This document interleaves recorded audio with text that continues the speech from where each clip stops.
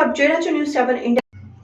આજરોજ ભરૂચ જિલ્લાના ઝઘડા તાલુકાના સારસા ખાતે વિજય ભારતી સંસ્થાના હોલમાં 5 દિવસીય પ્રાકૃતિક કૃષિ તાલીમનું આયોજન ગુજરાતની સ્વસહાય જૂથોની કૃષિ સખીઓ માટે આયોજન કરાયું હતું।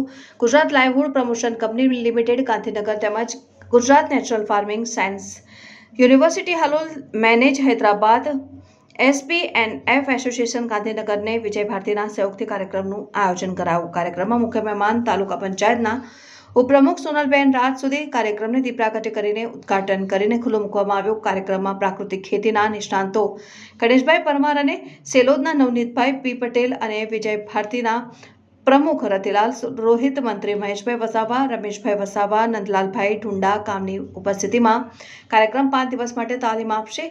કાર્યક્રમમાં રતિલાલ રોહિતવાળા પ્રાસંગિક પ્રવચન કરતા જણાવ્યું હતું કે આ દેશમાં સૌથી વધારે રાસાયણિક ખાતરનો ઉપયોગ કરવામાં આવે છે, તેનાથી સમગ્ર દેશમાં કેન્સર, ડાયાબિટીસ તેમજ ઘણા બધા રોગોનો દવા છંટકાવથી જે રોગ ખોરાક ખાઈએ છીએ એનાથી થાય છે। વર્ષો પહેલા દેશમાં આવો કોઈ રોગ નહોતો। તમામ આવનાર બહેનોને ગાય આધારિત ખેતી કરવાની અને જીવામૃત બનાવવાની સલાહ આપી હતી।